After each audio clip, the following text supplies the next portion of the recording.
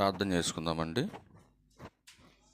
ప్రార్థన చేసుకుందాం. సకల ఆశీర్వాదాలకు కారణభూతుడు అయిన మా తండ్రి, మీ ఉన్నతమైన ఘనమైన శ్రేష్టమైన నామానికి, మీ ప్రియకుమారుడు మా అందరికీ లోకరక్షకుడైన యేసుక్రీస్తు ప్రభుల వారి పేరట కృతజ్ఞతాస్తుతులు చెల్లిస్తా ఉన్నాను తండ్రి.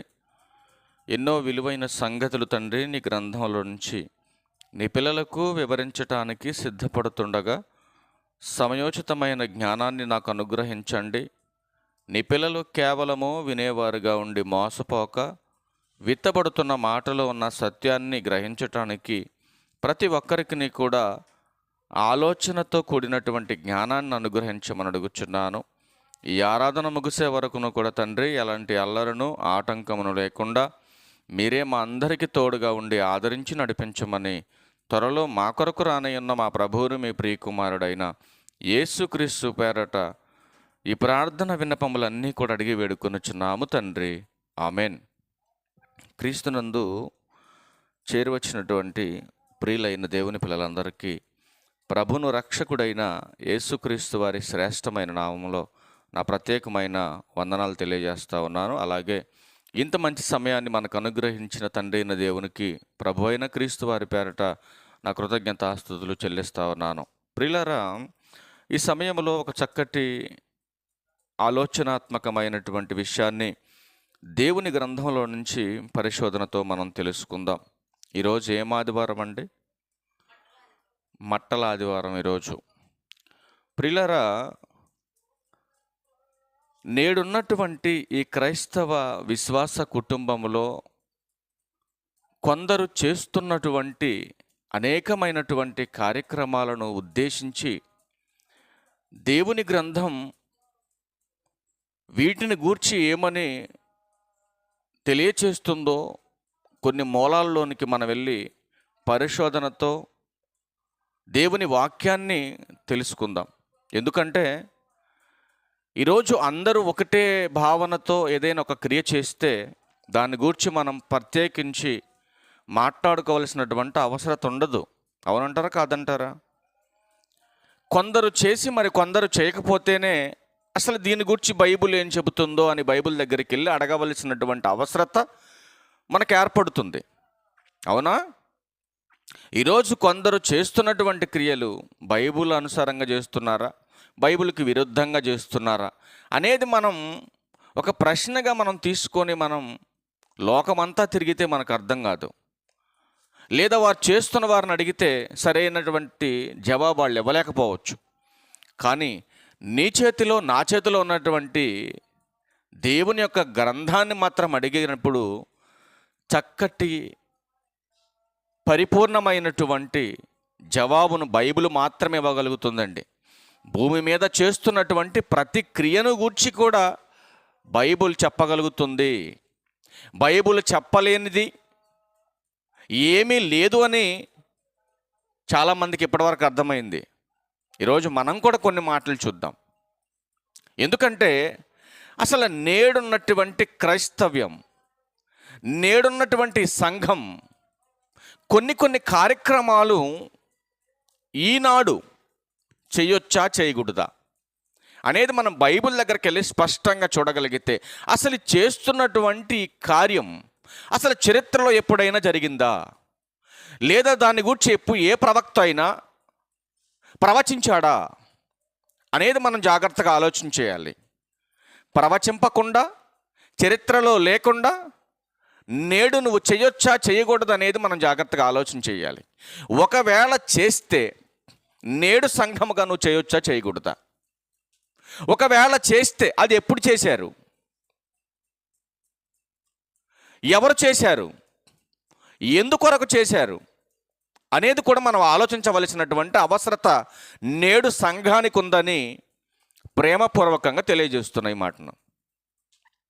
ఒకసారి మనం చరిత్రలోకి వెళ్ళి చూడగలిగితే ప్రియమైన దేవుని వారలారా, నేడు జరుగుతున్నటువంటి ఈ యొక్క కార్యమును బట్టి మనము చరిత్రలోకి వెళ్ళి చూడగలిగితే జకర్యా గ్రంథము ఎక్కడ ప్రవచించడం జరిగింది, ఈ ప్రవచనం దేనిని సూచిస్తుంది అనేది మనం చూడగలిగితే చరిత్రలోకి వెళ్ళి జకర్యా గ్రంథం 9వ అధ్యాయం వచనం కూడా 9 ప్రియులారా చూద్దాం జాగ్రత్తగా. సియోను నివాసులారా బహుగా సంతోషించుడి. అంటే ఏదో సంతోషకరమైనటువంటి వార్తను దేవుడు ఇశ్రాయేలులకు తెలియజేస్తున్నాడు. ఏ ప్రవక్త ద్వారా తెలియజేస్తున్నాడు? జకర్యా అనే ప్రవక్త ద్వారా తెలియజేస్తున్నాడు. అంటే ఒక ప్రవక్త జనాలకు ఏదో చెప్పబోతున్నాడు. అంటే ప్రవక్త మాట్లాడుతున్నటువంటి మాట దేవుని మాట. అంటే దేవుడు తన ప్రవక్త ద్వారా ఈ సమాజానికి ఏదో సంతోషకరమైన వార్తను తెలియజేస్తున్నట్టుగా మనకు కనపడుతుంది మొదటి మాటలో. రెండో లైన్ దగ్గరికి వెళ్ళండి. యెరూషలేము నివాసులారా ఉల్లాసముగా ఉండండి. చూడండి, నీ రాజు నీతిపరుడును రక్షణ గలవాడును దీనుడునై గాడిద పిల్లను ఎక్కి నీ వద్దకు వచ్చుచున్నాడు. ఎవరి కోసం ఈ సమాచారం? ఎవరిది సమాచారం? ఎవరిదండి సమాచారం? ఎవరికి చెప్పినటువంటి సమాచారం ఇది? ఎవరిని గురించి చెప్పినటువంటి సమాచారం ఇది? ఏనాటి సమాచారం? చెప్పాలి జాగ్రత్తగా మీరు. సంఘము కట్టబడటానికి ముందు, యేసుక్రీస్తు వారు కన్య మరియ గర్భంలోనికి రాకముందు కొన్ని వందల సంవత్సరాల క్రితం చెప్పబడినటువంటి ప్రవచనం ఎవరికి సూచిస్తుందంటే, ఈ భూమి మీద పుట్టబోతున్నటువంటి యేసుక్రీస్తు ప్రభువారు ఒక రాజుగా యెరూషలేము ప్రవేశం చేయబోతున్నాడన్నటువంటి సత్యాన్ని జకర్యా గారి ద్వారా ఇశ్రాయేలీలకు తెలియజేస్తున్నాడు దేవుడు. అవునా కాదా? అవునంటారా? తెలియచేసినటువంటి సమాచారం, ప్రవచనసారమైనటువంటి ఈ యొక్క మాట ఇప్పటికీ నెరవేరిందా, నెరవేర్చబడలేదా? ఆనాడు జకర్యా గారి ద్వారా చెప్పబడినటువంటి ప్రవచనం నెరవేరిందా, నెరవేరలేదా? నెరవేరిందా, నెరవేరలేదా? ఒకసారి ఆ మాట కూడా చూద్దాం. యోహాను సువార్త నెరవేరిందో నెరవేరలేదు చూద్దాం ప్రియులారా. యోహాను సువార్త 12వ అధ్యాయం. యోహాను సువార్త 12వ అధ్యాయం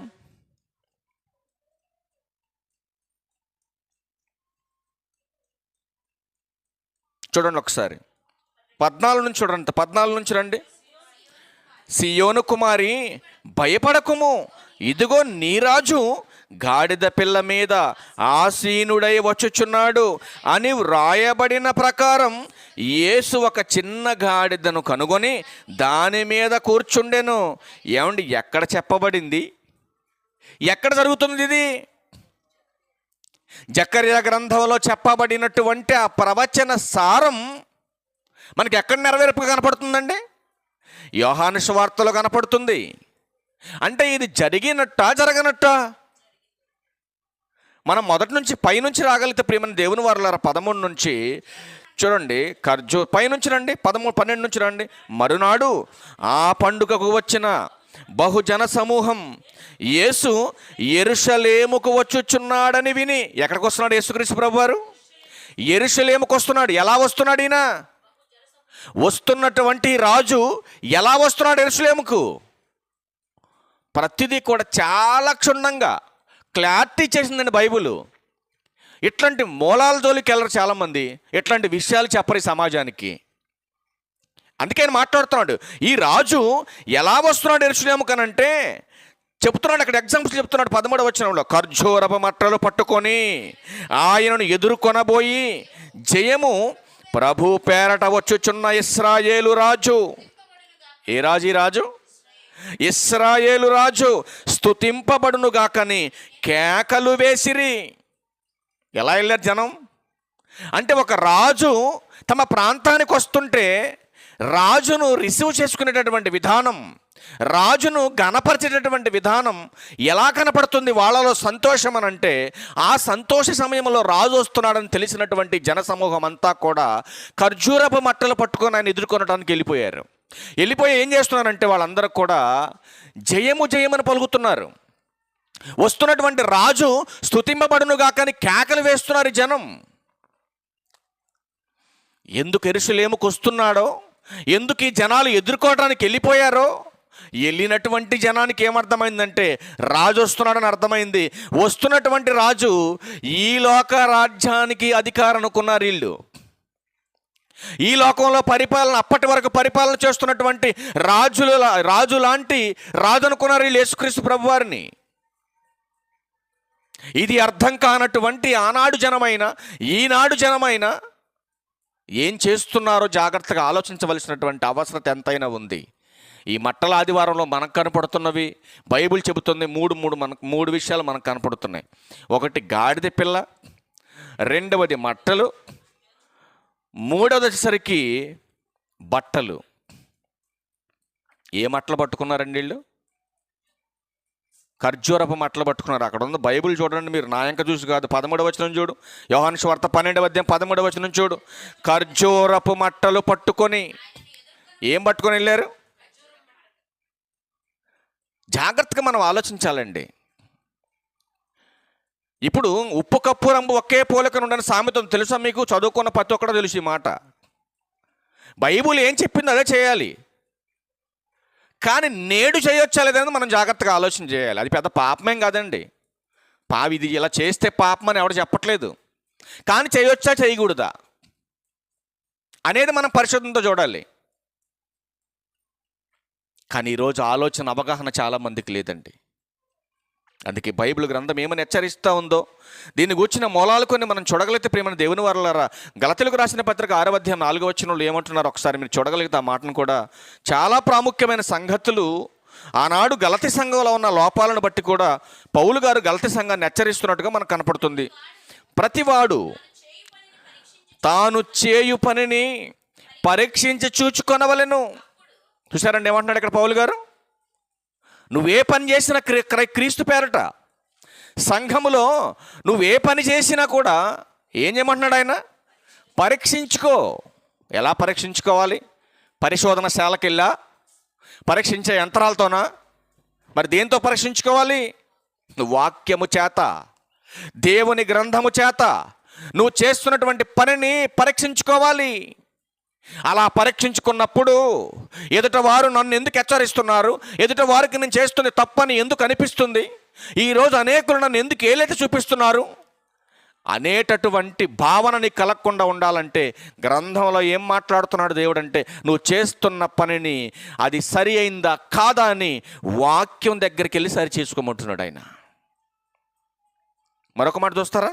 మరొక మాట చూడండి. యాకోబు గారు రాసిన పత్రిక ఎలా సరి చేసుకోవాలి చూడండి. మరి సరి చేసుకోమన్నాడు కదా, పరీక్షించుకోమన్నాడు కదా. ఎలా పరీక్షించుకోవాలి?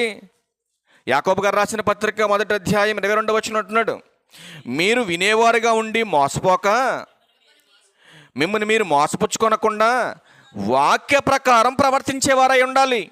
నువ్వు చేసేటటువంటి ఏ పనైనా వాక్య ప్రకారం ఉండాలి. అది వాక్యం సపోర్ట్ చేయాలి.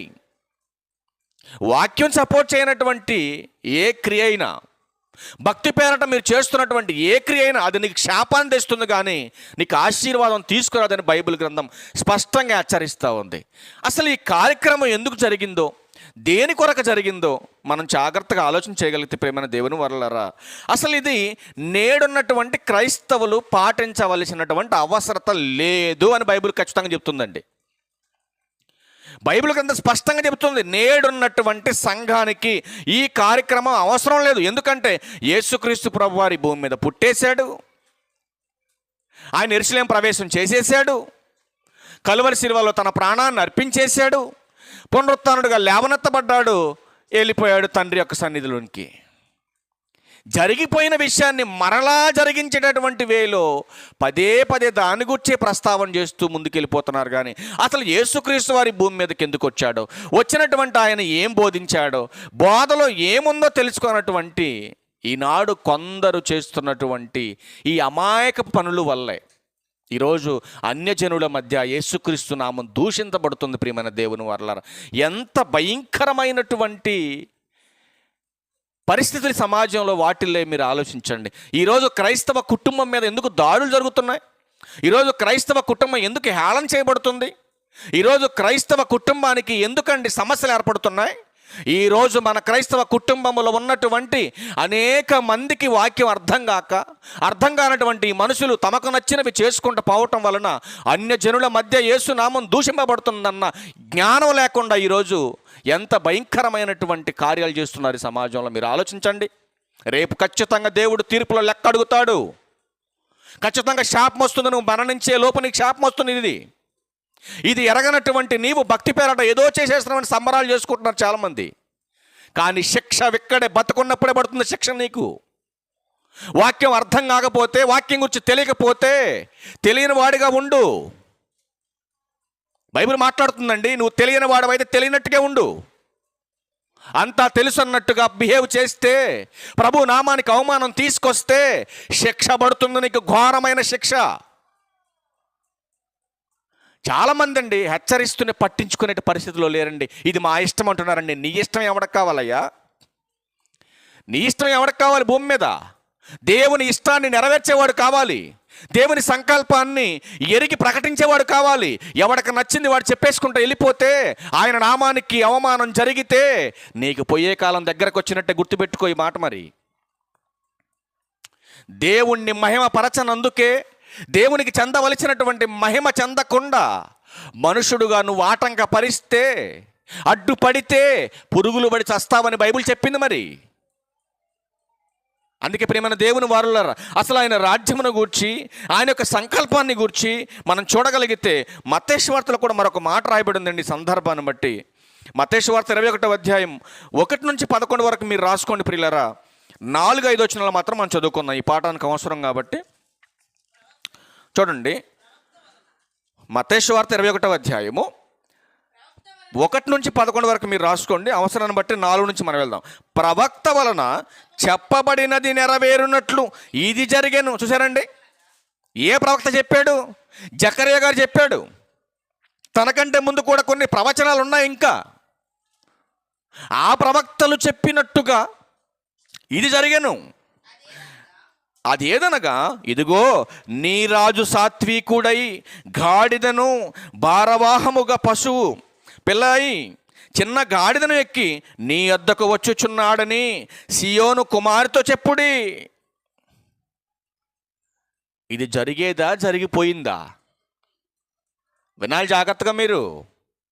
అక్కడ జకర్యా గ్రంథం 9వ అధ్యాయం 9వ వచనములో జరగబోతుందని భవిష్యత్తు చెప్పాడు. అది ప్రవచనం. మరి ఇక్కడ మత్తయి సువార్త 21వ అధ్యాయంలో ఏం చెప్పాడు? ఇక్కడ జరుగుతుందని చెప్పాడా, జరిగిందని చెప్పాడా? జాగ్రత్తగా వినాలి. మన చదువుకుందాం ఆ మాట. ప్రవక్తలను చూడండి, ప్రవక్త వలన చెప్పబడినది నెరవేరునట్లు ఇది జరిగింది, ఇది జరిగింది, ఇది జరిగింది అంటే జరిగిపోయింది. జరిగిపోయింది మరలా జరుగుతుందని నువ్వు ప్రకటన చేస్తున్నావు అంటే నువ్వు జ్ఞానివా అజ్ఞానివా ఆలోచించి ఒకసారి. మరి మార్చి నెల 21, 22 మేము మీటింగ్లు పెట్టామండి.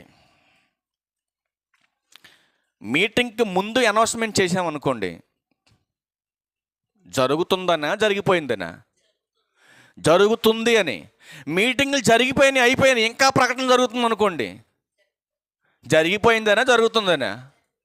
ఇప్పుడు జరిగిపోయిన దాని గురించి మరలా పదే నేను ప్రకటన చేస్తున్నాను అనుకోండి, నేను జ్ఞానినా అజ్ఞానినా? ఖచ్చితంగా అర్థమవుతుంది కదండి మీకు. తెలుగే కదా ఇది. ఎవరికైనా బుర్రనోడికి అర్థమైద్ది ఈ మాట. జరిగిపోయిన దాని గురించి ఇంకా జరుగుతుందని ప్రకటన చేస్తూ సమాజానికి హేళనగా కనపడుతున్నారంటే మీరు జ్ఞానులా అజ్ఞానులా? ఒకసారి ఆలోచించండి ప్రియమైన దేవుని వారలారా. యేసుక్రీస్తు ప్రభువారు ఒక మాట చెప్పాడు అని అంటే అది సత్యమని నువ్వు నమ్మాలి. బైబిల్ పట్టుకున్న విశ్వాసిగా ఎవడో చెప్పింది, ఎవడో చేసింది నువ్వు కాపీ కొట్టి చేయటానికి లేదు. దేవుడు ఒప్పుకోడు. భక్తి పేరట నేను చేస్తున్నది సరి అయిందా కాదని సమాజంలో ఎవరినో చూసి నువ్వు నేర్చుకోనక్కర్లేదు. బైబిల్ని చూసి నువ్వు నేర్చుకో, బైబిల్ని పాటించు. మరణిస్తే నిత్య రాజ్యములో ప్రవేశం దొరుకుతుంది. ఒక మాట చూపిస్తా ప్రియులారి సందర్భంలో మీకు. మత్తయి సువార్త 6వ అధ్యాయం 9వ వచనం చదవండి ఒకసారి. 9వ వచనం. కాబట్టి మీరు ఇలాగూ ప్రార్థన చేయుడి, పరలోకమందున్న మా తండ్రి, నీ నామము పరిశుద్ధపరచబడునుగాక, నీ రాజ్యము వచ్చునుగాక. చాలండి, నీ రాజ్యము వచ్చునుగాక అంటే వచ్చినట్ట, వస్తున్నట్ట? ఏమండి, ఈ పదాన్ని బట్టి మనం చూస్తే వస్తున్నట్ట, వచ్చినట్ట? ఇక్కడ చెప్పిన సందర్భాన్ని మైండ్లో పెట్టి చెప్పాలి మీరు. వస్తున్నట్టు. ఇప్పుడు ఒక మాట అడుగుతున్నా, వచ్చిందా ఇంకా వస్తుందా? వచ్చింది కాబట్టి సంఘంగా మనం కూర్చున్నాం. జాగ్రత్తగా వినాలి ప్రియులారా. సంఘం ఇప్పుడు ఆయన మాట్లాడుతున్నాడు యేసుక్రీస్తు ప్రభువారు. నీ రాజ్యము వచ్చునుగాక అన్నాడు యేసుక్రీస్తు ప్రభువారు అక్కడ ఉన్నటువంటి జనసమూహంతో. ఇప్పుడు ఈరోజు మిమ్మల్ని అడుగుతున్నాను, ఆయన రాజ్యం వస్తుందా, వచ్చిందా? ఒకసారి ఆ మాటకు చూడండి. మత్తయి సువార్త 12వ అధ్యాయం. తెలియదండి ఇలాంటి విషయాలన్నీ ఎవరు చెప్పడండి. మత్తయి సువార్త 12వ అధ్యాయం 28వ వచనం లాస్ట్ లైన్ చూడండి. దేవుని రాజ్యం మీ యొద్దకు వచ్చి ఉన్నది. ఇంత క్లారిటీ బైబుల్ ఇస్తుంటే ఏంటండి ఇంత అమాయకంగా ఉన్నారు జనాలు భూమి మీద? ఇలక తోలు తెచ్చి ఎన్నాళ్ళు ఉతికినా నలుపే అన్నట్టుంది బోధ. పరలోక రాజ్యం వచ్చిందని బైబిల్ చెప్తుంటే ఇంకా వచ్చునుగాక ఏందిది అంటే ఎక్కడున్నావు నువ్వు? ఇంకా అసలు కొంచెమన్నా బైబిల్కి సంబంధించిన బేసిక్స్ నాలెడ్జ్ తెలియదని చాలామందికి. చాలామంది ప్రశ్నించాను నేను, బాబు ఎక్కడ ట్రైనింగ్ తీసుకున్నారు మీరు, ఎక్కడ నేర్చుకున్నారు ఈ బోధ? ఇది చాలా అజ్ఞానంతో కూడినటువంటి బోధ అంటే మా ఇష్టం అండి, మాకున్నటువంటి కట్టుబాట్లు ఇవ్వండి, మా సిద్ధాంతాలు ఇవ్వండి, ఇది మా ఆచారం అండి. నీలాంటి దౌర్భాగ్యులను బట్టేనండి ప్రభుకు అవమానం జరుగుతుంది. అందుకే ఆయన మాట్లాడుతున్నాడు చూడండి.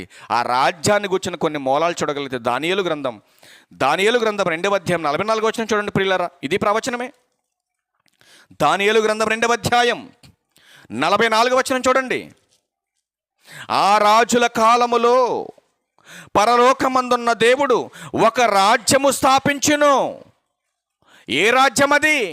సంఘం అనే రాజ్యం. ఎంతకాలం ఉండే రాజ్యం? అసలు సంఘం అంటే ఏంటో, సంఘమే దేవుని రాజ్యమని, ఆ రాజ్యమే పరలోకానికి మార్గమని ఎంతమందికి అర్థమైంది ఈనాడు సంఘానికి?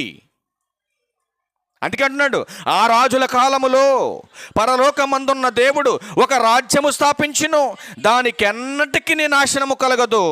ఆ రాజ్యము దాని పొందిన వారికే గాక మరి ఎవనికి చెందదు. అది ముందు చెప్పిన రాజ్యములన్నిటిని పగలగొట్టి నిర్మూలము చేయును గాని అది యుగ యుగముల వరకు నిలుచును. యుగ సమాప్తి వరకు నిలబడుతున్న సంఘం. ఆ సంఘాన్ని కట్టడానికే, ఆ సంఘ స్థాపన కొరకే, ఆ సంఘం అనే రాజ్య పరిపాలన కొరకే యేసుక్రీస్తు ప్రభువారు గాడిద మీద ఎక్కేసి ఎక్కడికి వెళ్ళిపోయాడు? ఆయన యెరూషలేము ప్రాంతానికి వెళ్ళిపోయాడు. ఎందుకు యెరూషలేముకి వెళ్ళాడు? ప్రవచనం ఉంది గ్రంథంలో. ఏదైతే ప్రవక్తల ద్వారా దేవుడు చెప్పించాడో ఆ ప్రవచన సారంగానే యేసుక్రీస్తు ప్రభువారు 33.5 సంవత్సరాలు చేశాడు. కానీ తన ఇష్ట ప్రకారం, తన కుటుంబీకుల ఇష్ట ప్రకారం ఆయన బ్రతకలేదండి భూమి మీద. తండ్రి ఏదైతే చెప్పాడో దానిని కొనసాగించడానికి, దానిని నెరవేర్చడానికి, దాన్ని సంపూర్తి చేయడానికి ఆయన ప్రయాణం చేసినట్టుగా, పరిచర్య చేసినట్టుగా మనకు కనపడుతుంది. కానీ తన ఇష్టాన్ని నెరవేర్చుకోవటానికి ఎక్కడా కూడా ఆయన మాట్లాడినట్టు కానీ, పని చేసినట్టు కానీ ఒక్క రెఫరెన్స్ కూడా మనం బైబిల్లో చూపించలేం ప్రియమైన దేవుని వర్లారా. అంటే ఆ రాజ్యాన్ని స్థాపించడానికే యెరూషలేముకి వెళ్ళాడు యేసుక్రీస్తు ప్రభువారు. అంతే కదండి. మొట్టమొదటిగా సంఘము కట్టబడింది ఎక్కడండి? యెరూషలేములో కట్టబడింది. యెరూషలేములోనే కట్టబడింది. యెరూషలేము ద్వారానే సువార్త విస్తరణ జరిగింది. ఇది ఎరగనటువంటి సమాజం. ఎవరికి నచ్చినట్టుగా వాళ్ళు సంఘాలు కడుతున్నారు, ఎవరికి నచ్చినట్టుగా వాళ్ళు బోధించుకుంటూ వెళ్ళిపోతున్నారు. ఎక్కడుంది యూనిటీ? ఎక్కడుంది ఐక్యత క్రైస్తవ్యంలో? ప్రతి ఒక్కడు చెప్పేటటువంటి బోధ సాటి వాడిని ప్రేమించమని. కానీ నీకే లేదు కనపడుతుంది ప్రేమ, నీకే లేదు యూనిటీ, నీకే లేదు ఐక్యత. అందుకే అంటున్నాడు ఆ రాజ్యము యుగ యుగముల వరకు ఉంటుంది. ఏంటి ఆ రాజ్యానికి ఉన్న ఖ్యాతి? ఏమండి, యేసు రాజుగా వస్తాడా వచ్చేసాడా? చూద్దాం ఆ మాట కూడా. యోహాను సువార్త 18వ అధ్యాయం, యోహాను సువార్త 18వ అధ్యాయం 37వ వచనం నుంచి చూద్దాం ప్రియులారా. అందుకు పిలాతు, నీవు రాజువా? ఎవరిని అడుగుతున్నాడు? ఎవరిని అడుగుతున్నాడు? ఒక రాజు మరొక రాజును అడుగుతున్నాడు. నువ్వు రాజువా అని అంటే ఆయన అంటున్నాడు కదా, నీవన్నట్టు నేను రాజునే. కానీ ఆయన రాజ్యానికి ఉన్నటువంటి ఖ్యాతి ఏంటో, దేని మీద ఆయన రాజు చెబుతున్నాడు చూడండి. సత్యమును గూర్చి సాక్ష్యం ఇచ్చుటకు నేను పుట్టి తిని. దేనికోసం పుట్టాడు యేసుక్రీస్తు ప్రభువారు? సత్యమును గూర్చి సాక్ష్యం. అంటే సత్యమును గూర్చి సాక్ష్యం ఇవ్వటానికి యేసుక్రీస్తు వారు పుట్టడానికి ముందు సత్యం చెప్పలేదా? సత్యం స్థిరపరచబడలేదా? సత్యం చెప్పబడింది కానీ స్థిరపరచబడలేదు. సమాజానికి పరిపూర్ణమైన జ్ఞానాన్ని తెలియపరచలేదు అన్నటువంటి వ్యక్తులు. కాబట్టి తండ్రిని బయలుపరచడానికి పరలోకం నుంచి భూమి మీదకి వచ్చినటువంటి క్రీస్తు ప్రభు వారు మాట్లాడుతున్నటువంటి మాట పిలాతు గారి ముందు మాట్లాడుతున్నాడు. ఇదిగో సత్యమును గూర్చి సాక్ష్యము ఇచ్చుటకు నేను పుట్టి తిని, ఇందు నిమిత్తమే ఈ లోకమునకు వచ్చి తిని. దేనికి వచ్చాడు ఆయన? సత్యాన్ని స్థిరపరచడానికి వచ్చాడు. సత్య సంబంధి అయిన ప్రతి వాడును నా మాట వినునను. అందుకు పిలాతు, సత్యమనగా ఏంటి? సత్యమనగా ఏంటి? ఉరకొద్దని ఎన్నోసార్లు చెప్పా బైబిల్ చదివేటప్పుడు. పులి స్టాపులు కామాల దగ్గర ఆగమని చెప్పాను నేను. సత్యమనగా ఏంటి? అర్థమైందా సమాజానికి? సత్యం అంటే ఏంటి? బైబుల్ చెప్పేదే సత్యం. యేసు వారి నోట్ల నుంచి వచ్చినటువంటి మాటే సత్యం. ఈ సమాజం చెప్పింది కాదు. ఈ సమాజంలో వ్యక్తులు కల్పించిన పద్ధతులు సత్యం కాదు. అందుకే ప్రభువారు తమ ఆవేదనను వ్యక్తపరుస్తున్నాడు. నా తండ్రిని వ్యర్థంగా ఆరాధిస్తున్నారు. మనుషులు కల్పించిన పద్ధతులతో అవే దైవోపదేశాలుగా భావించుకొని నా తండ్రిని వ్యర్థంగా ఆరాధిస్తున్నారని ఆయన ఆవేదన పడుతున్నాడండి యేసుక్రీస్తు ప్రభువారు. అందుకే అసత్యములో నుంచి సత్యములోకి నడిపించడానికి ఒక రాజ్యాన్ని కట్టబోతున్నాను నేను. ఆ రాజ్యాన్ని స్థిరపరచడానికి వచ్చాను నేను. అది స్థిరపరచడం కొరకే ఇదిగో ఈ గాడిదను భారవాహంగా ఎక్కి నేను వస్తున్నాను. అసలు రాజులు ఎక్కవలసింది గుర్రం కాదండి, అవునా? గుర్రాన్ని ఎక్కినోడు గొప్పోడు అనుకుంటారు సమాజంలో. కానీ గుర్రానికి గాడిద కొన్న తేడా ఏంటండి? గుర్రం యుద్ధానికి సంకేతం అయితే గాడిద బరువులు మోయటానికి. అంటే గాడిద బరువు మోయటానికి సూచనగా మనకు కనపడుతుంది. గుర్రం ఎక్కినటువంటి రాజు యొక్క ఆ యొక్క విధానాన్ని చూడగలిగితే గుర్రం మనకి యుద్ధానికి సంకేతం కనపడుతుంది. కానీ యేసుక్రీస్తు ప్రభువారు యుద్ధానికి చేయటానికి ఆయన ఎక్కలేదండి దాన్ని. ఆయన యుద్ధం చేయడానికి రాలేదు ఆయన. మరి దేనికోసం వచ్చాడంటే లోక పాపాన్ని మోసుకొని పోవడానికి వచ్చినటువంటి గొప్ప వీరుడు యేసుక్రీస్తు ప్రభువారు. అంటే గాడిద ఎంత బరువునైతే మోస్తుందో, ఈ లోక పాపాన్ని మోసుకొని పోవటానికి వచ్చినటువంటి యేసుక్రీస్తు ప్రభువారు ఆ గాడిద మీద వచ్చిన దానికి సూచనగా మనకు కనపడతా ఉంది. మరొక మాట చూడండి, అసలు రాజులు ఏమెక్కుతారు చూడండి. అసలు ప్రవచనం ఉందా, లేదంటే యేసుక్రీస్తు ప్రభువారే ఇలా ఎక్కాడా? మనం అది కూడా చూద్దాం ప్రియులారా. రాజుల మొదటి గ్రంథం చూడండి. రాజుల మొదటి గ్రంథం 1వ అధ్యాయం చూద్దాం. అసలు యేసుక్రీస్తు ప్రభువారు గాడిదను ఎక్కడానికి ఎక్కడన్నా ప్రవచనం మాట్లాడారో లేదో, అసలు రాజులు ఏమెక్కుతారో కూడా మనం చూద్దాం ప్రియులారా. రాజుల మొదటి గ్రంథం 1వ అధ్యాయం 32 నుంచి చూద్దాం ప్రియులారా. అప్పుడు రాజైన దావీదు యాజకుడైన సాదోకును ప్రవక్తనైన నాతానును యెహోయాద కుమారుడైన బెనాయను నా యొద్దకు పిలువమని చెలవేయగా వారు రాజసన్నిధికి వచ్చిరి. అప్పుడు ఏం జరిగింది చూడండి. అంతటా రాజు, మీరు మీ ఏలినవాడనైన నా సేవకులను పిలుచుకొని పోయి నా కుమారుడైన సొలొమోనును నా కంచర గాడిద మీద ఎక్కించి గిహోనునకు తీసుకొని పోయి అన్నాడు. ఇక్కడ సొలొమోను కూడా ఏమెక్కాడండి? సొలొమోను కూడా ఏమెక్కాడు? గాడిదనే ఎక్కాడు. ఎందుకు ఎక్కాడు గాడిద? అది దేవుని సంకల్పం. అంటే సొలొమోను గారు కూడా యుద్ధానికి కాదా రాజు అయింది? అంటే రాజులు ఎక్కవలసింది గుర్రాలు కాదు, మరేమెక్కాలి? గాడిదనే ఎక్కాలి. మరొక మాట చూస్తారా? మరొక మాట లూకాసు వార్త 19వ అధ్యాయం 35వ వచనం చూడండి. లూకాసు వార్త 19వ అధ్యాయం 35వ వచనం చూడండి. ప్రభు పేరట వచ్చు రాజు స్తుతింపబడునుగాక, పరలోకమందు సమాధానమును. లూకాసు వార్త 19వ అధ్యాయం 35 నుంచి చూద్దాం ప్రియులారా. తరువాత వారు యేసునద్దకు దాన్ని తోలుకొని వచ్చి ఆ గాడిద పిల్ల మీద తమ బట్టలు వేసి యేసును దాని మీద ఎక్కించి ఆయన వెళ్ళుచుండగా తమ బట్టలు దారి పొడుగునా పరచిరి. చూడండి, ఒలీవ కొండ నుండి దిగుచోటికి ఆయన సమీపించుచున్నప్పుడు శిష్యుల సమూహం అంతయు సంతోషించుచు ప్రభు పేరట వచ్చు రాజు స్తుతింపబడునుగాక. ఏమంటున్నారండి? అక్కడ కూడా ఏం కనపడుతుంది మనకి లోకాసు వార్తలో కూడా? యేసుక్రీస్తు ప్రభువారు గాడిద మీద ఎక్కి యెరూషలేముకి వెళ్ళినట్టుగా కనపడుతుంది. ఎందుకొరకు వెళ్ళాడంటే ఆయన రాజుగా వెళ్తున్నట్టుగా మనకు కనపడతా ఉంది. ఎందుకు యెరూషలేముకు రాజుగా గాడిద మీద ఎక్కి వెళ్ళాడంటే అది ప్రవచన సారముగా జరిగినట్టుగా మనకు కనపడతా ఉంది. ప్రియమైన దేవుని వారలారా, ఇదంతా వాస్తవము, ఇదంతా సత్యము, ఇదంతా చెప్పినట్టుగా జరిగిపోయింది. ఇది నేడున్నటువంటి క్రైస్తవ్యానికి అవసరము లేదు అని బైబిల్ చెప్తున్నా చాలామంది పట్టించుకోవట్లేదండి, చాలామందికి అర్థం కావట్లేదండి. అందుకే యేసుక్రీస్తు ప్రభువారు ఈ సమాజాన్ని గురించి ఒక మాట మాట్లాడుతున్నాడు. మత్తయి వార్త 7వ అధ్యాయము చూద్దాం ఒకసారి. మత్తయి వార్త 7వ అధ్యాయము ఆయన ఏమంటున్నాడు చూడండి. మీరు ఏది చేసినా కూడా ఎలా చేయమంటున్నాడు చూడండి ఒకసారి. మత్తయి వార్త 7వ అధ్యాయము 21వ వచనం చూడండి ప్రియులారా.